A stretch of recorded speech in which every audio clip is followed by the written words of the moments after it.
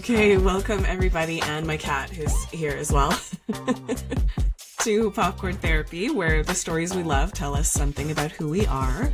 And we're doing a very special edition of Popcorn Therapy today, which I'm thinking of as Storytime with Amanda Edmiston, who's here with me. We're going to be telling each other some stories, getting into some folklore, mythology, stuff like that. So Amanda, welcome. I'm so glad that you're here with me today.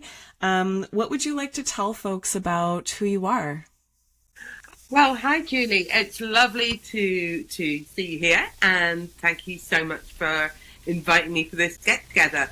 I am a professional storyteller, and I have been for about 17 years.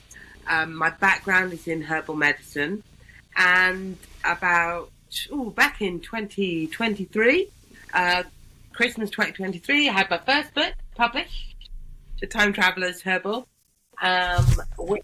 which I have here with me as well. Yeah. And which kind of blends my signature work. I guess everything I do blends folklore, mythologies, fairy tales, legends with social history and how we actually use herbs in daily life. My background as a herbalist sort of made me stop, if you like, that the real scientifically evaluated, I mean, more importantly, the traditional ways we've worked with herbs and you know, we know of these remedies and we know how effective they are from sometimes thousands of years of use. But a lot of that is revealed in fairy tales and legends. And so I work in a sort of multi-layered, sensory way so that I share stories with audiences, whether it's in book or whether it's in live performances and workshops, and then embellish it with the flavors and the tastes and the sort of presence of the plants. And we talk about how we've worked with them and how they show up in those stories. Next book, as you know, is coming out in a couple of months' time, end of June, Collected Curiosities, and it picks up where the Time Traveler's Herbal leaves off in 1800. So that's a brief bit about me. I'm a mum of two. I'm based I have a foot in both sides of the border between Scotland and England. I'm Scottish by birth. And that's kind of it. Mum and crazy plant lady. Yeah, and Amanda and I met because we're both authors with Verbena, and Verbena sent me the Time Traveler's Herbal recently, and I haven't had a chance to read it because I'm also a mom of two, and my baby is, we've got each other's books, my baby is being, in that stage where you can't look away for a second. But I was able to look through a little bit, just sort of scanning, and I have to say, Verbena's books are so beautiful. It's like their artwork as well as literature, right? They're just such a beautiful, like, object, all of them, I find. Yeah, the design team is fantastic, and they really are really considerate about, you know, the author's opinion and how it should look, and, you know, I mean, just what they've done with the books in general across the board. But, you know, from my own experience, my heart just sang when I first saw it. I'm just like, this is absolutely what I imagined in my head. And those conversations with the designer had just borne fruit. It was amazing. Yeah. And yours is also stunning. I mean, you know, I have gold embossment envy, I think is fair to say. Oh my God! Why didn't I get embossed gold? Wow. Yeah, my illustrator for these books, Nadia, I've actually never met her in person, but she is incredible because I find anytime she sends me a sketch for any of these books, and she is also my illustrator for my tarot book that's going to come out in October this year. she has so clearly read what I wrote and like picked up on these details that are really important to me without talking to me. And just like the image is always like, oh my God, like, how did you do that? Like, this is incredible. So I just really deeply appreciate her work with all of this as well. I've got about halfway through, but the illustrations in this one really sort of echo, if you like. They really pick up on the tone of your voice. So the way your writing comes across, having spoken to you before, your writing sounds like you, and having met you and heard you, I can hear you reading it, which is one of the reasons I was excited to do this, because I'm really looking forward to you having me tell me the story.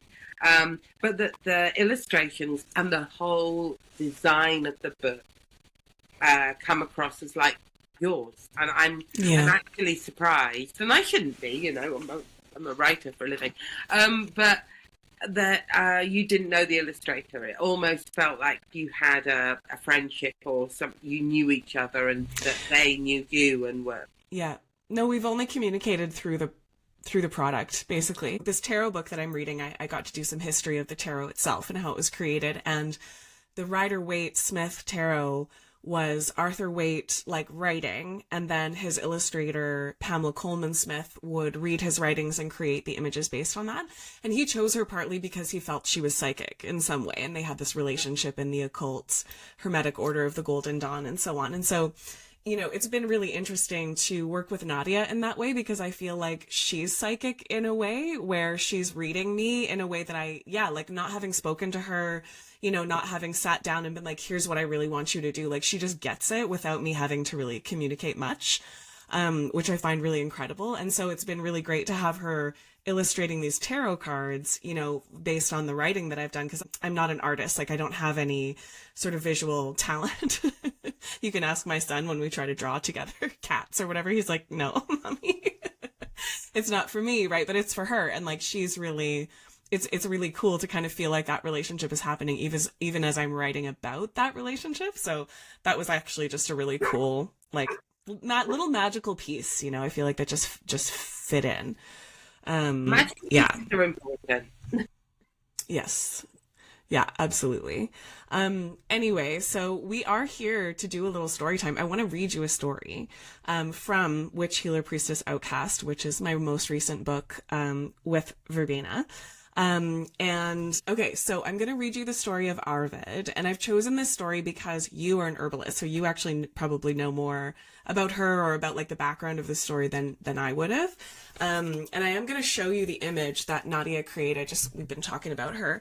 And this podcast will be on YouTube where you can see the image, but many people will be listening to it in a place where you can't get the visuals. So why don't you describe for me what you see? Oh, it's beautiful. So there is a woman bending down to pick up some fresh plants growing under, it looks like maybe a tree, but she's got an armful of flowering herbaceous plants under one arm, and the sun slowly setting behind her, and she's framed so beautifully by this tree and the sunset, and you know the ornate quality of the tree around it. It's lovely. Yeah, thank you. Okay, beautiful. So let's dive into the story of Arvid, the goddess of herbalism. Once upon a time, great clouds of mist rolled into the north of Ireland. From the mist emerged a great and magical race of people who called themselves the Tuatha De Danann, the children of the goddess Danu. Among these were Dian Cecht, a magician and healer, his daughter, Arvid, who was wise, intelligent, and intuitive, and her brother, Miek, who was kind, creative, and canny. The siblings were even more powerful when they worked together, sometimes even surpassing the powers of their father, the great healer of the Tuatha De Danann. Arvid and Miek were not interested in competition, but only wanted to learn together and advance the magical craft of healing. The Tuatha De Danann had found a beautiful land with deep marshes, rich mosses, trees that bore fruits and berries, and clean air with the scent of the sea at the shore. Arvid loved to explore this land, watching the apple trees, apparently dead in the winter, growing flowers in the spring, and then bright with juicy fruit in the late summer. She would explore the magical properties of the rowan and hawthorn trees, finding medicines in their bark and portals to the other world just beyond them. Arvid and Miek would watch Dian Kect perform his healing miracles, learning everything they could about repairing wounds from battle, curing fevers, and preventing illness using magical tools. Together, the siblings discovered that there was magic in the land itself, in mosses and fungus, in the bark of trees, the foods of the earth, and explored how these could add to the ancient wisdom of their father. One day, their people entered a great battle against the Firbolg, invaders from the faraway land of Greece. In this great battle, the Tuatha De Danann king, Nuada, had his hand severed, a blemish that invalidated his kingship. The Tuatha De Danann prevailed nonetheless, and the Firbolg were contained to the region of Connacht. Still, Nuada could no longer be king.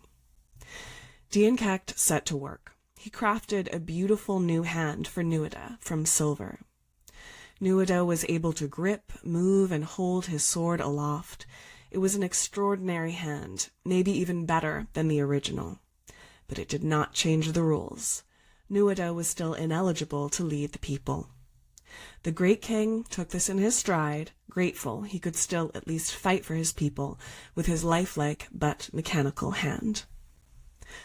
Arvid had a bad feeling as she attended the ceremony crowning Bress as the new king. His mother was Fomorian, from a race of giants who felt they had a claim on this land. The Fomorians had a stormy quality to them, and they didn't always treat Arvid's beloved herbs and roots the way she would have liked. One day, she discussed her feelings with Miek, who shared her beliefs. "Sister," he said, "I think we might be able to heal Nuada's hand. Perhaps then he could be king again." "I've been thinking the same thing, brother," Arvid replied with a smile, having already gathered the most powerful herbs she knew. The two put their heads together and worked, beginning to grow flesh and bone, a real hand that would restore Nuada to full health and thus the ability to reclaim his throne. When they were ready, they approached the former king and suggested their plan. While Nuada loved his silver hand, he knew Bress was not the king to lead his people.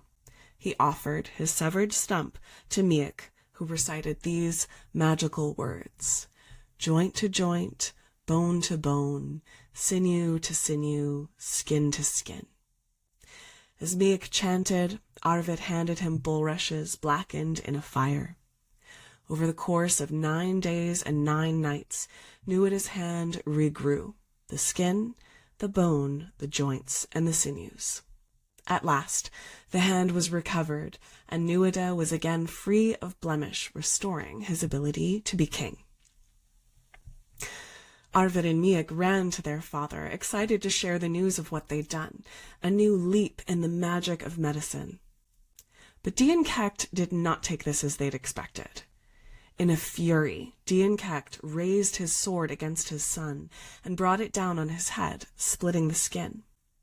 Miek looked at his father in shock, quickly healing himself from within. "Father!" Arvid cried out. But he did not seem to hear her, caught up in a jealous and irrational rage. He struck his sword down on Miek's head again, splitting the bone. "Stop, father!" Arvid cried again, trying to pull Miek away from his father as he healed himself again from within.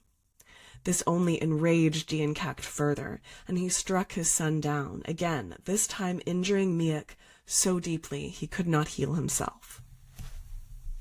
"No physician can heal that wound," Dian Kect said proudly, leaving his daughter speechless and in tears. The great healer buried his murdered son in the dirt and left him there. Alone at the grave, Arvid cried. She had loved her brother as he had loved his sister. They had only been trying to build on what their father had taught them, learning to use the magic of the land itself rather than the tools Dian Kect had brought with him. They had restored Nuada as king and strengthened the people against the Fomorians. Arvid couldn't understand why her father was so angry that he would become a kin killer, the worst crime anyone could commit. While she was glad she'd avoided his sword, she couldn't help but resent a little that her father thought Miek had done this magic all on his own. Miek was a threat to their father, but Arvid was not. Arvid continued to weep as she contemplated this experience, trying to understand how to live in a world without her beloved brother. But as she wept, a strange thing happened. From the earth Miek had been buried in, herbs began to grow, watered by her tears of love and loss. Purple sage, thick green comfrey, bright yellow dandelion, and more. A total of 365 herbs, each for a specific healing purpose. From Miek's death came a beautiful new rebirth. Arvid laid out her cloak and carefully began to categorize each plant and its use. She was so deep in her concentration that she did not notice her father approaching, finding her at the work of healing in new ways, continuing to defy him as her brother had. He made a guttural sound, startling Arvid, who jumped up. Dienkekt took a hold of her cloak and violently jerked it away, scattering the herbs to the winds, undoing all of Arvid's work. Father and daughter stared at each other, Arvid's tears drying with the heat of a new anger, a new defiance. She stood her ground, refusing to break eye contact with her father, known as the god of healers.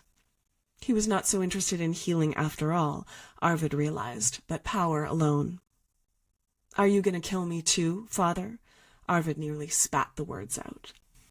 He paused, staring at his daughter, the air around them filled with fluttering, fragrant herbs now useless in the healing task.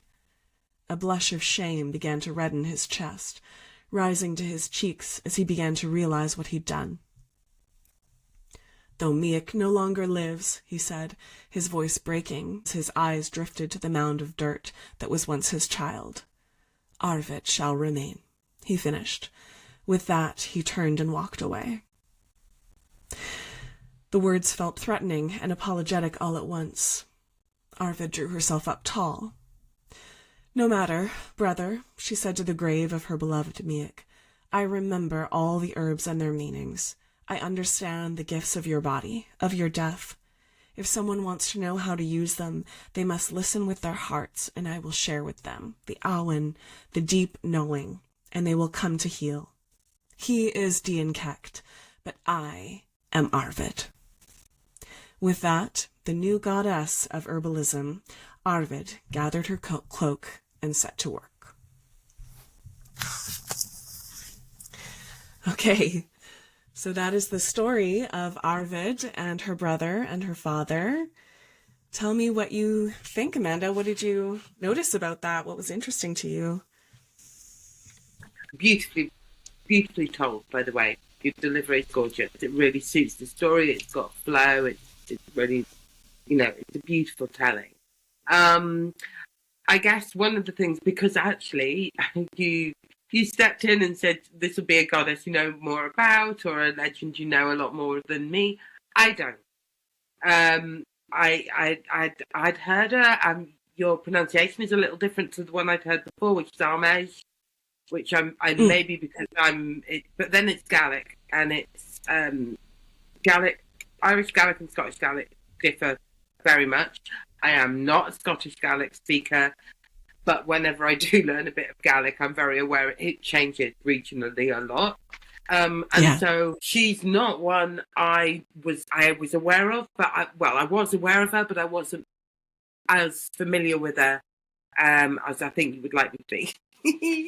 So she sent me off on a desire, if you want, a journey to go and explore the plants that appear in that retelling. Some aspects of it I'm really familiar with, the Merseburg incantation, the bone to bone, joint to joint, sinew to sinew, which crops up a lot. Merseburg incantations are a fascinating rabbit warren of things to go and explore. If anyone's interested in them, I also I worked that one into one of the chapters in Collected Curiosities. So I think the other things that come up for me in that retelling is the other immediate parallel that I want to go and think about is the burying of the brother and the herbs appearing from his grave, because the story that immediately springs to mind is one that I don't tell very often. You're probably familiar with the juniper tree. Mm-mm. No. No. Okay, don't. As a mum with young children, maybe don't look at it just now. Wait for that. Wait for that when you step into your next age. It's really interesting. I think it's a powerful story. I think it deserves to be told and shared. I think it needs to be looked at from a framework of what it's about, what it's for, and the herbs that are in it, because the juniper tree itself that grows from the grave is the uses of juniper are not as known as I expect them to be, but certainly amongst herbalists there is one thing that juniper is really good at, and it fits into that particular story, and so I'm kind of fascinated by this tale of loss and plants coming out of it, and why the plants that come out of it. And there is this whole, this like pantheon, if you like, this whole vast number, 300 herbs that come from Arvid's brother's grave, and that's a lot. So I'm like, I just want to know more. So I'll give you a little bit of background, but first I must know, what is the one thing that juniper is really good at? Okay, it is.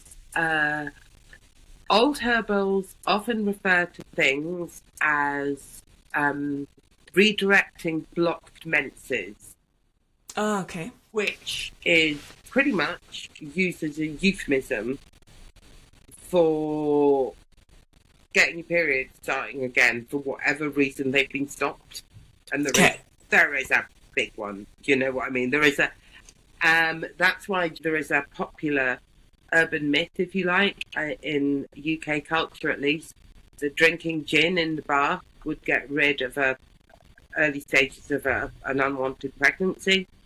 And it isn't, it's not necessarily going to work, but the reason for that is because gin is made with juniper berries. Okay. That's what juniper's about. And because of the loss in the myth, the story, the fairy story of the juniper tree, I think it's a story about abortion, basically. Wow, okay. There's a lot that came up for me in the writing of the last two books of the goddess mythology, because I was looking at what happened to goddess mythology throughout the world, right? Like I'm looking at lots of different areas of the world and how the story is kind of similar in a lot of these places.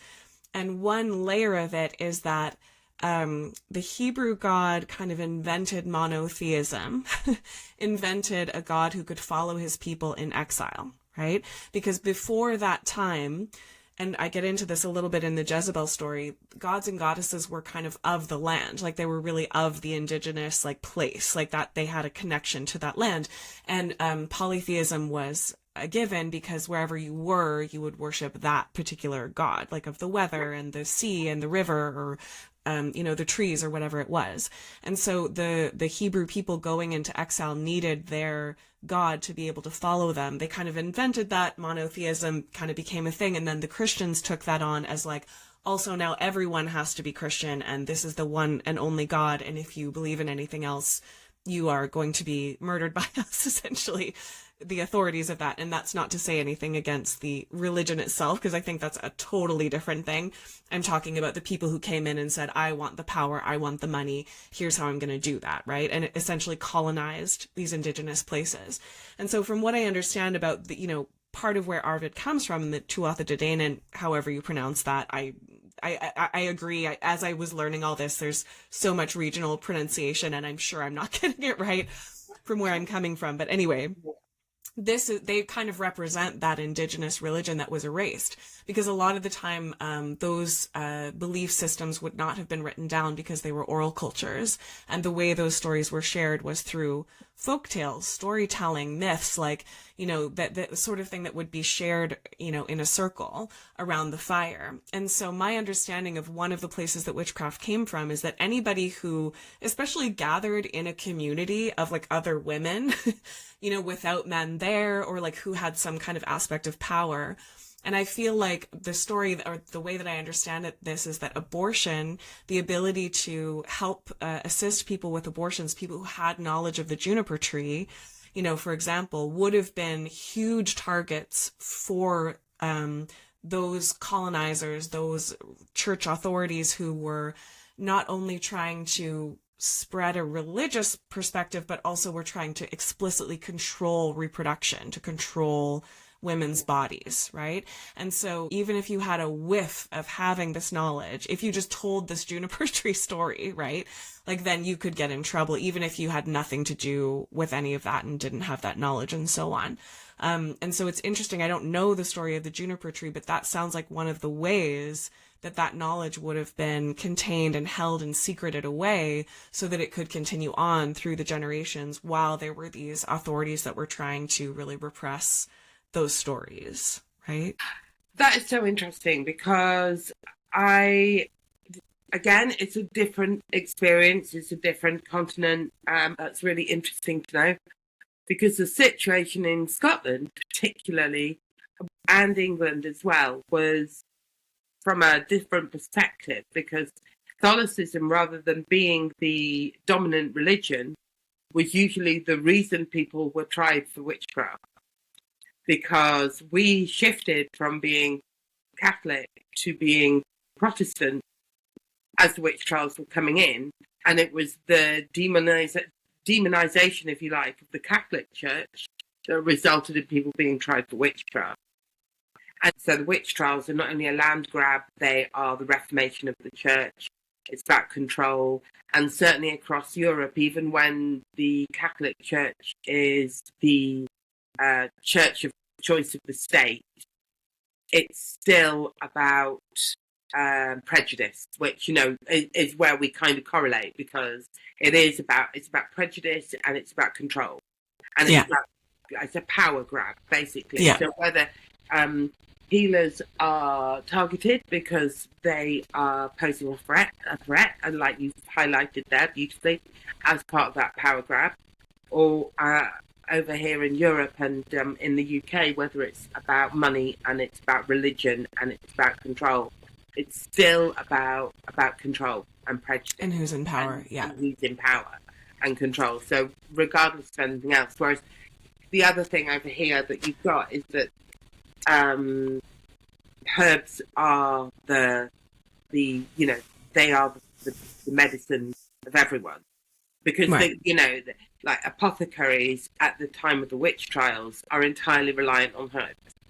It predates in the UK any customization or extraction or trying to turn things into a standardized pill form that can be marketed.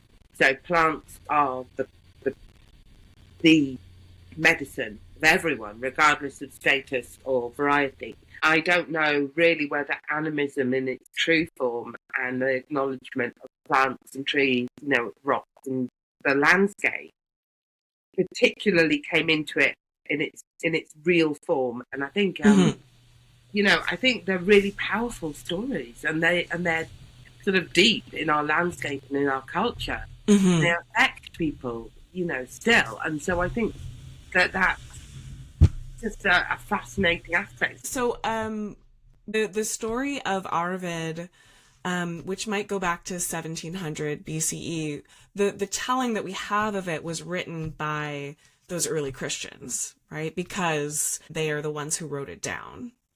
So the way that the stories were told were by the Christian monks. So, you know, we don't know how much of it genuinely comes from that erased culture, essentially, and how much of it was kind of like overwritten by those Christian monks who had an agenda, right, of some kind. And we don't totally know what that agenda would have been, aside from, you know, this is the dominant religion now, and that's, you know, what we're doing. So yeah, a lot of the like this story is the source that it comes from is the Battle of Moytura. Um, and I actually there were some great episodes about this story on a podcast called Story Archaeology, which is a UK podcast, and that's where I got the pronunciation as best as I can, and so on. And so there are pieces from that I did pull out into the into this story, like the blackened bulrushes and things like that. Like, you know, that one of the things that I was really working with in writing this book is I don't know if you know Sophie Strand. She's an American writer, and she has this real perspective of rerouting mythology, like really coming to mythology and thinking about it as something of the land. So learning about how these ancient gods and goddesses were so rooted, you know, is fascinating to me, especially because part of my cultural perspective is as a white Canadian settler who's like, my ancestry is Irish and English, but my family's been in Canada for several generations. And so, you know, we are aware that we're living on Indigenous land. Like, this is stolen, colonized land that we live on. And so many of us coming from a Christian perspective, and in my case, I grew up Anglican, not super, you know, intensely Anglican, but I went to church and all of those things. And it's definitely the dominant religion in Canada for the most part. You know, kind of learning that there is this land-based perspective that you can take. Like, there is a way of looking at the world where you're seeing everything as a part of a larger ecology, right? Like, as a part of a system, as a part of a web. And I feel like the way I grew up was so distanced from that.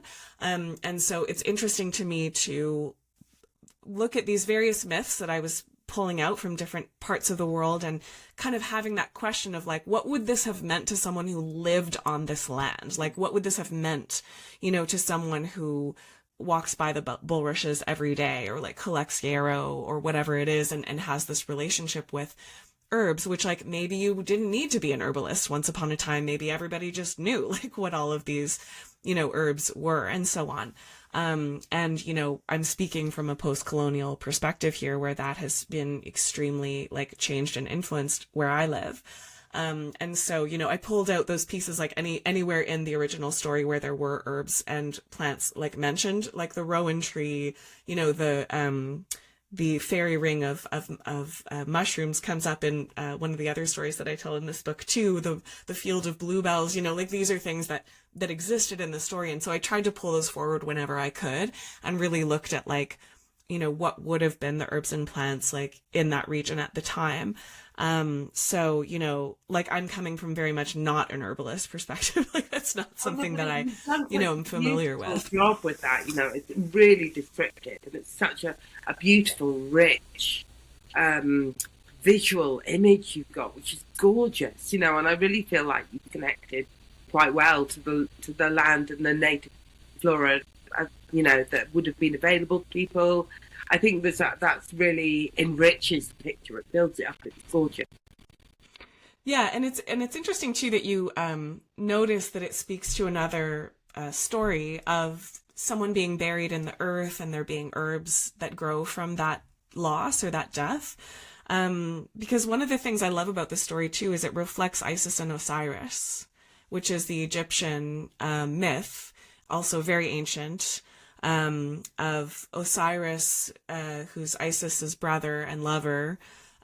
He was cut into many different pieces by his brother Set, and scattered across the land, right? And then it's Isis's tears that one of the legends is that every year she mourns Osiris at the Nile River, and it floods, which is actually what irrigates the crops, which it said that Osiris taught the people about agriculture and so on. And that's where, like, the food of the earth comes from, is actually from her tears and from her loss.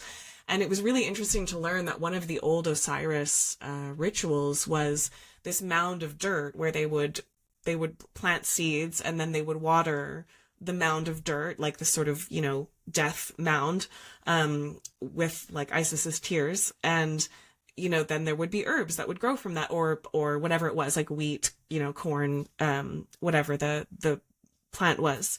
And it would come from that. So this is sort of like literally from this story, this idea of like a buried person, from that loss grows new life. Like, I think that metaphor is also just so powerful.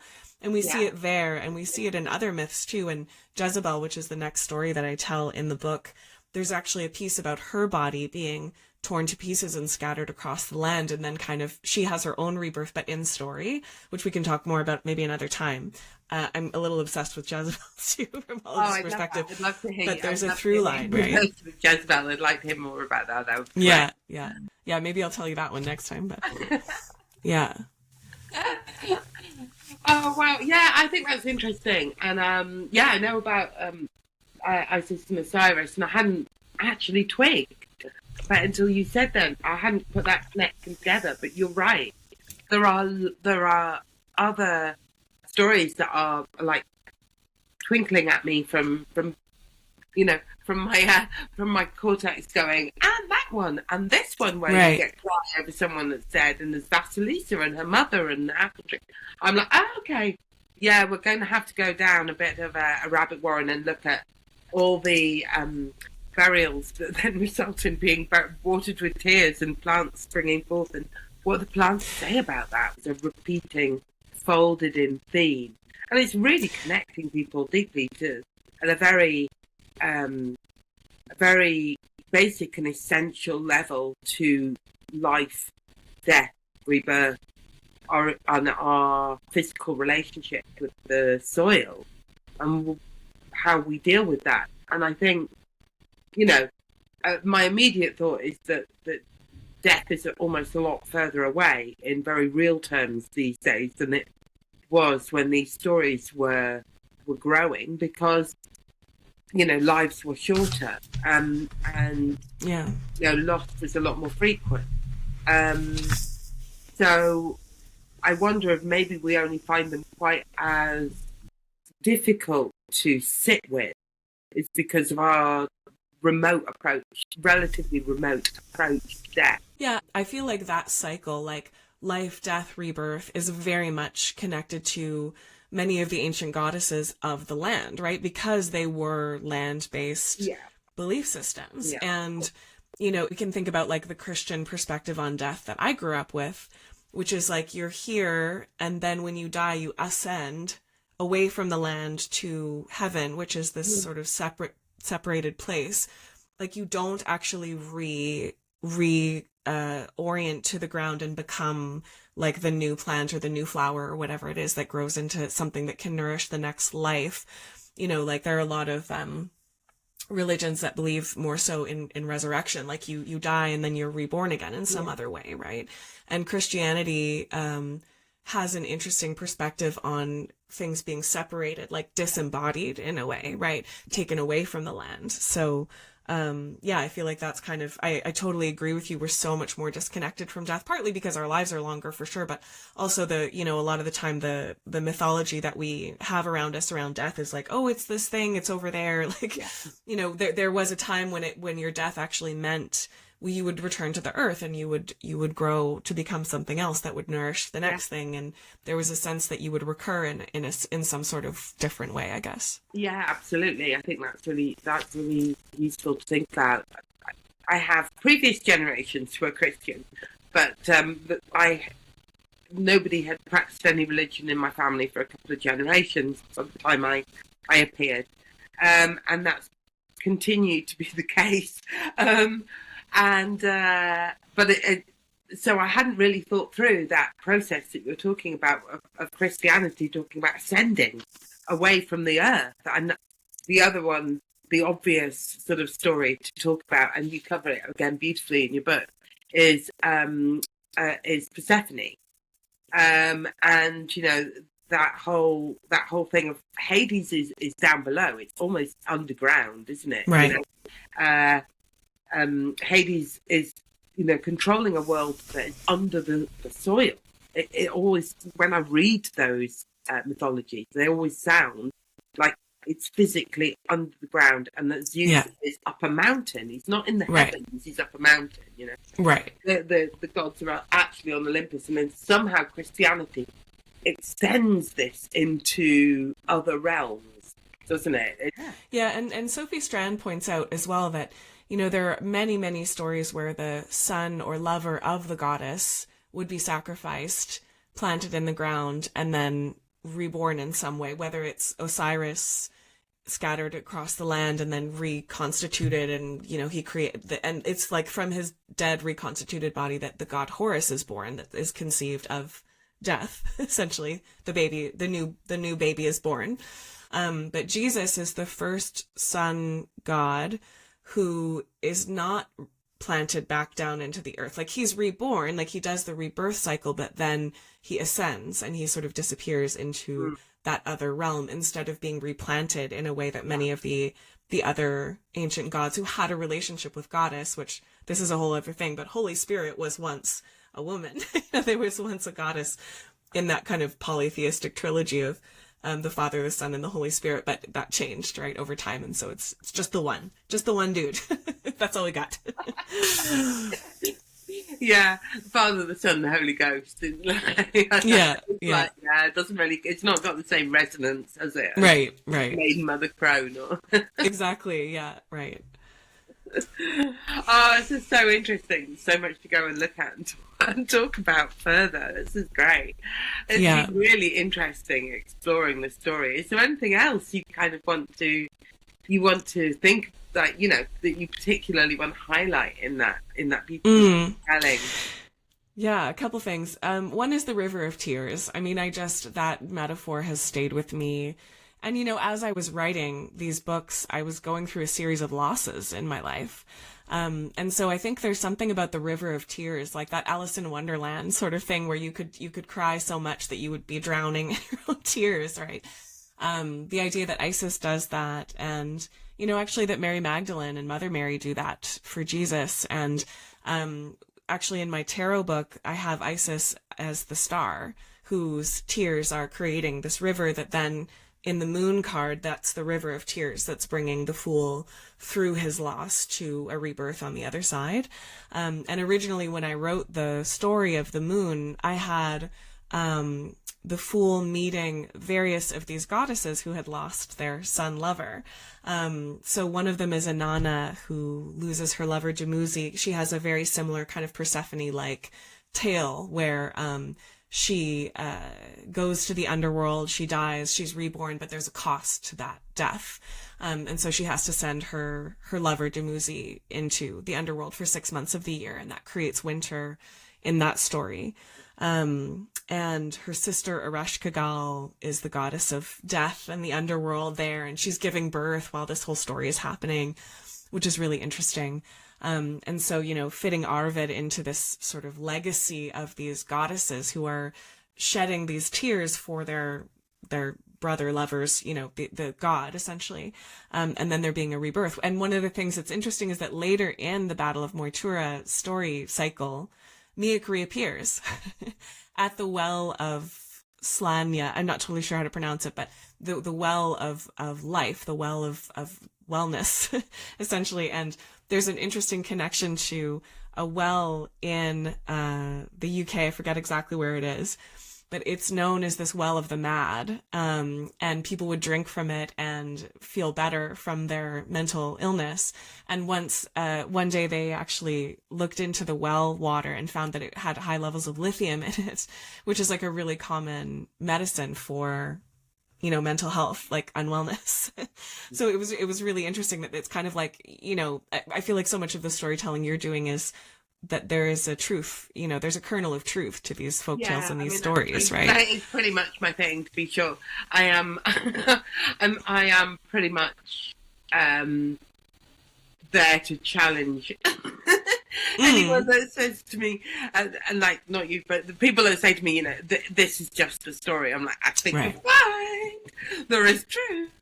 And that's great. I love the Well of Madness and the lithium. That's really interesting. There were a few wells that were used to treat insanity, and there's one that I find, or a body of water, shall we say, because it's actually a pool on the edge of a river. And the plants around it, the native plants, and it's got really unique botanicals. I mean, they're just things that would completely soothe your central nervous system, uplift your mood, serotonin reuptake, kind of plants. Oh, I mean, fabulous. So yeah, I think there's a grain of truth. You know what?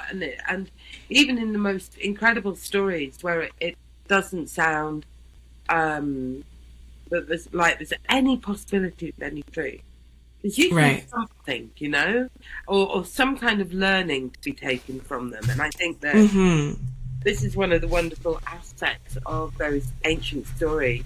And as you look through, they were such a vessel and a vehicle, if you like, for teaching moments. You know, I mean, not in a boring way, but just a beautiful way of. There's a wonderful quote. I think it's Alida Gersi, who's a wonderful storyteller. Says stories are a safe place to look at things, because a story creates this world that is beyond physical, if you like, where you can step into the story and look at what happens. And although that might be something you would find really challenging in real life, a story, you're processing it through somebody else's journey and someone else's experience of it, and then you can see maybe the faults, you know, in what they do, or their flaws, or the moral and ethical journey, and you can look at that and explore it, and then come away having learned, because your central nervous system, your brain has basically taken that journey, and then when it can apply it to real life, having already experienced it in a safe realm. And I think that is a magic that we should never forget about stories, that they give us this safe place to look at things that maybe we don't want to experience in life without having some previous knowledge, some previous experience, and, you know, to help us navigate them, you know. So yeah, I think truth and what journey the story takes you on and what there is to discover in that story is a really important thing for me. Yeah, I have been reading Maria Tatar's 1001 Tales of a Heroine's Journey. It's something like that. That's not quite the right title, but there's an interesting part where she talks about folk tales specifically, and like old wives' tales, as exactly what you just said. It's these tales that are meant to teach you something. And what I thought was interesting, because I've been really in the realm of myth, right? And as a little bit separate from folktale, and she kind of explains how myth is the sort of like grand cultural narrative, and then folktale is a little bit more like the secret stories that are told around the fire, often amongst women. And she's talking about Bluebeard's Castle, and there's another story, the title I forget, but it's something similar to that, where there's a story about a woman who discovers essentially that her fancy new husband has been murdering all of his previous wives, or whatever it is. But the way that she fights back against that is she tells the story of a dream she had at a dinner with like her uncle, her like brothers there, and all of these people that could support her. If she had stood up and said, you know, I'm in a dangerous, abusive relationship, help me, she wouldn't have been able to get those words out, right? But because she says, oh, let me tell the tale of a dream I had. Yeah. And then at the end of her story, she pulls out the evidence that this is what's really been happening. And that's kind of the way that she steps into her power and her ability to like get the tale told so that somebody can help her to get out of this abusive situation. Like, that's a really, that's a today relevant story, right? Of like, when somebody is caught in an abusive situation. And this is a little bit of another topic, but I've actually been reading Lindy West's Adult Braces, and there's been all of this stuff happening culturally around how she's telling a tale that she is happily in a polyamorous relationship. But the way she's telling the story almost feels a bit like that Bluebeard's Castle, kind of like, there are little moments in the story throughout that give you this indication that she's actually not comfortable in this. This is not working for her. And I actually read a think piece about this book, which is, I escaped Bluebeard's castle, Lindy West did not, like the author of this story did not. And it's people who are responding from their experiences in abusive relationships, recognizing the way she's telling the story and, you know, wondering what's going on there. And we don't really know the truth of it, but I'm going to bring this to the podcast because people are having such a response to this story. And I think, you know, I do wonder, is this her trying to get herself out of something that she actually can't tell the full truth, so she's telling it in a different kind of story? I mean, I don't know if that's what's happening, but I love this concept that that's what folktale can do, right? I think it's a really interesting, that's one of my favourite stories to share, certainly when I'm working with students or mentoring people. I have performed it. It's actually my version of Mr. Fox, which is one of the... Oh, yeah, Mr. Fox is the one she was talking about. Thank you, yeah. Yeah, is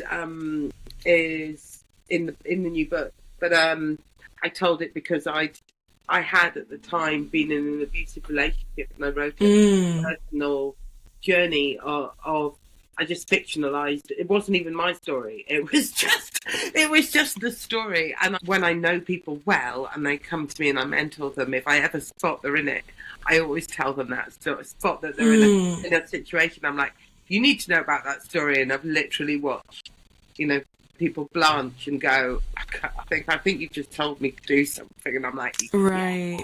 I want another wonderful storyteller, Shona Lee, who it's a Hebrew tradition where grandmothers teach their granddaughters circles and cycles of stories, but she also worked with storytelling to help women find an escape route from abusive situations. And so I think it's an incredible thing.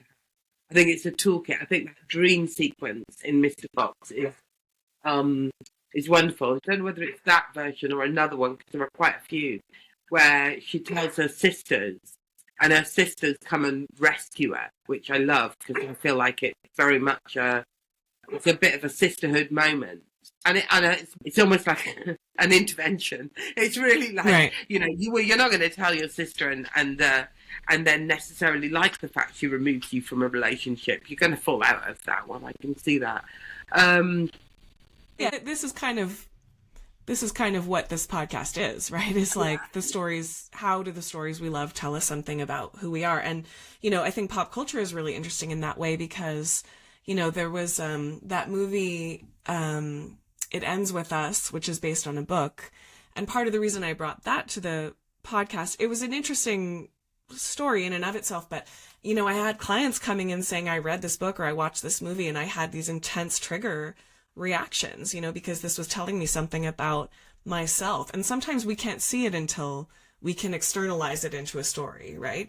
And I don't know that that's necessarily Arvid's story in particular, but I think just in general, you know, the way that it's like the DNA of these stories is they tell us something about who we are and where we come from. I think that's why they're so important, whether it's folktale or mythology. And I mean, for me, I think a lot of this mythology is like, there are stories hidden within the stories, right? Like there are lessons that are trying to be told.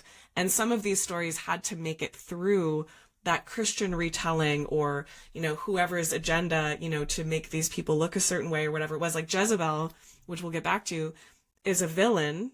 But if you go back and look at the story, she's a heroine for me. Like she is so powerful and so interesting. And part of what she does is she pulls forward stories that were at risk of being forgotten forever. You know, I think that's part of what she rescues in her self-sacrificial story is don't forget my goddess and my God. You know, don't forget as this big religious shift is happening around me and people are getting targeted, like we talked about with the witches a little bit, because they're holding these other religious perspectives. Don't forget. I'm going to be so dramatic that you can never forget me is what she does. And we don't. To this day, we talk about Jezebel. So yeah, totally. Yeah. She's written into urban myth and all kinds of other things, which is fab. I mean, what a legacy. Yeah. Oh, man. What a legacy. Wow. She's amazing. And so is she going to be the next story you tell me? I think she better be. Yeah. But first I'll have to get a story from you, right? So Yeah. That would I be next great. time we meet, I want to hear from you. Yeah, but I think that's one of the things, the wonders of having this opportunity to tell each other stories and then talk about them is you suddenly see things in your own stories that you don't necessarily spot. It's one of the reasons Right. I like storytelling as a performance piece or workshopping with it, because I hear what other people take on things and I'm like, oh wow, Yes. I've been telling this for years and it's my own version of something traditional maybe. And suddenly like somebody sees something completely different. I'm like, wow, that's amazing. So I think it's a wonderful opportunity, and I'm, you know, Absolutely. I'd love to tell you a story. Yeah, absolutely. And you know, my background, one of my backgrounds is I used to study stories in school. I have a master's in English literature, and it's interesting because what I ended up doing my master's thesis on was the plays of a certain poet, George Eliot Clark. And the argument that I was making is that a story changes when it is shared in community, right? Like there's something different about hearing the cadence of a poem on the stage, right? Like having an experience. And with popcorn therapy, I do lots of movies, right? It's like being able to sit there and watch a movie and then talk about it with other people around you. Like it changes the experience of the story than when it's just sitting there cold on the page. And I mean, we have our beautiful books, buy them, read them, give them to all your friends. Like, of course, the books themselves are part of it. But then, you know, to be able to pull it out of the book and be able to also share it and have this other experience, like, yeah, let's talk about it and see what happens when it's alive in that way, right? I can't wait to learn more and get into the next story now. Yeah, Brilliant. absolutely. I'm so pleased that, you know, you invited me to come and chat. It's been brilliant. Thank you so much, and we'll chat again. Sounds great. Thank you so much, Amanda. Talk soon.